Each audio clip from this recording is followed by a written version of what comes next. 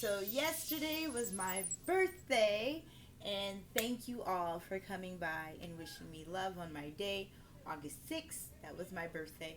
So this is day 7 of VEDA, and yesterday, I didn't tag the video VEDA in the title, but I gifted myself with lottery scratchers.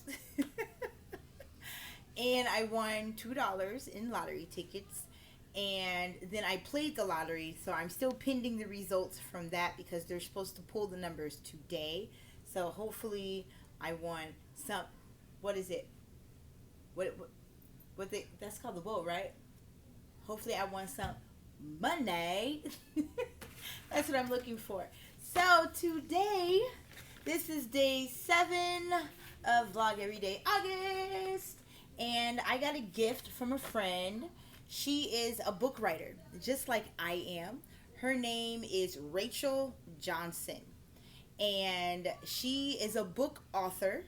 She has published a book. She has one book published. This is her first book in her series. She plans to write more. I have published 6 books so far.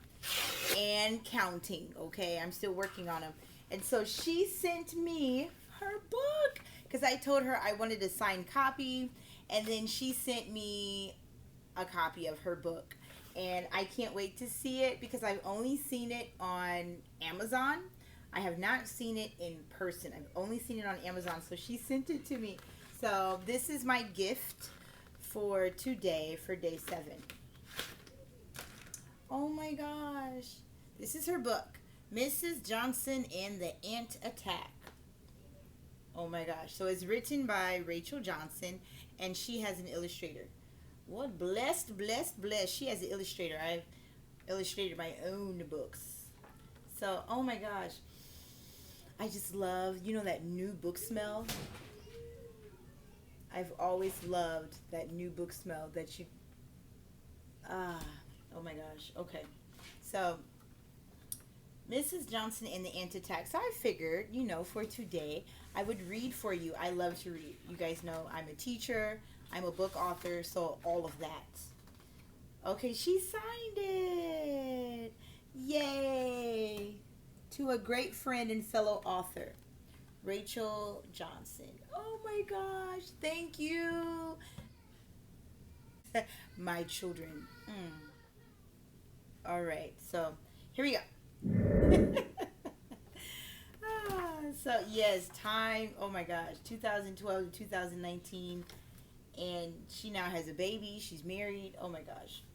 All right, so I'm going to read this to you. I'm going to read the whole thing. It says, "To the Lord for his love, mercy, and blessings. To my parents, Paul and Janet Regan, for their unending love and support. Thank you for always believing in me."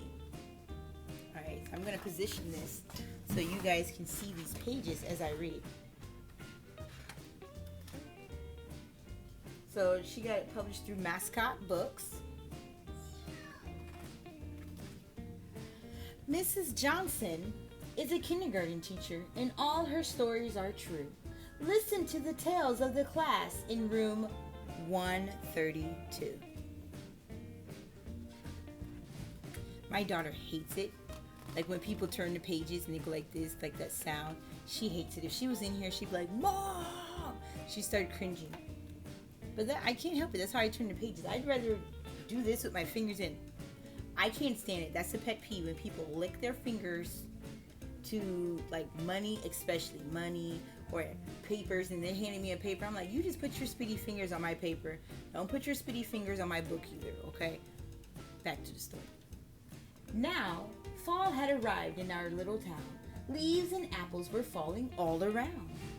"I must make apple dumplings right away," said Mrs. Johnson without delay. Using sugar, cinnamon, and all-purpose flour, Mrs. Johnson's dumplings were sweet, never sour.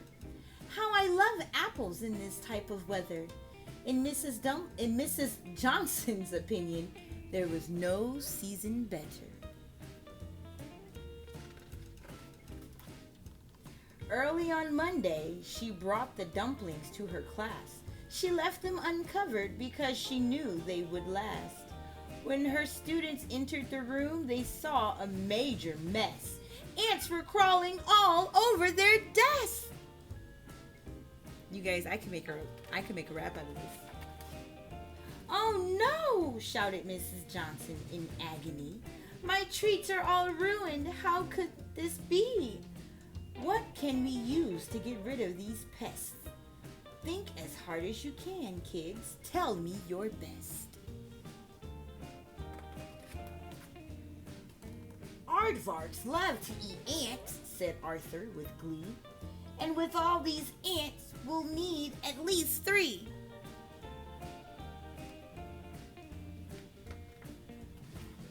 "No, we need alligators to get us out of this jam," piped up Alex, Trudy, and little Sam.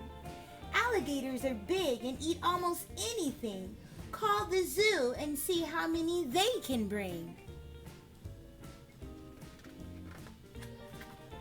Tommy yelled, "We need an airplane filled with bug spray. Drop a bunch of that on them and they'll all go away." Anna, who thought she was allergic to almost everything, asked Mrs. Johnson, "Do ants bite or sting? Do you have the number for the ambulance just in case? I think my throat is swelling and I'm getting hives on my face."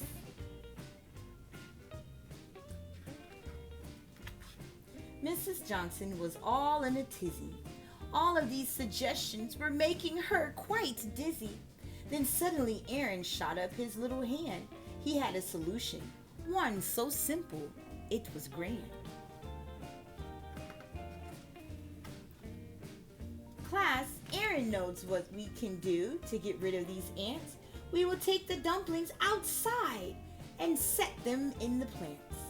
Working together, we can see this thing through and finally put together room 132.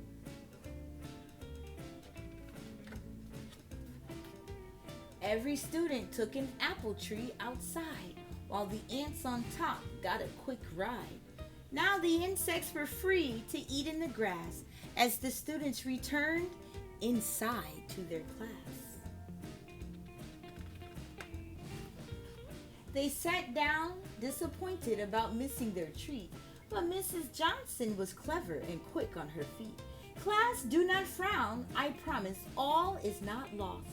I also brought my homemade applesauce."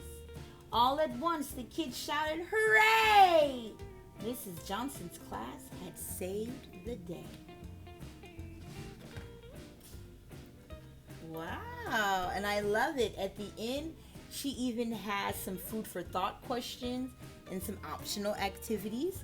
So this is perfect for a teacher in the classroom because it has things that you can, ask, prompts for your classroom and activities that you can do as well. So this is wonderful. And you guys, Mrs. Johnson she's a wonderful educator. She's such a patient teacher. I don't think I've ever heard her raise her voice, let alone maybe raise her eyebrows. She may have done a little twitch, but all of her students have loved her dearly. And I miss and I love her dearly as well. And she is also one of my sisters in Christ. So I'll read about the author. Rachel N. Johnson is a native of Plate City, Missouri. She has been an early childhood educator for 6 years. Rachel has always had a passion for writing children's literature and excited to see her work come to fruition with her debut book, Mrs. Johnson and the Ant Attack. When she is not teaching or writing, she also enjoys playing volleyball at her local recreation center and trying new baking recipes on the weekends. She currently teaches kindergarten in Vienna, Missouri for the Maurice R1 school district. Rachel resides in Rolla, Missouri with her husband Tyler. Wonderful. You guys, she also likes running those marathons. She's always posting on Instagram that she ran some type of marathon, something.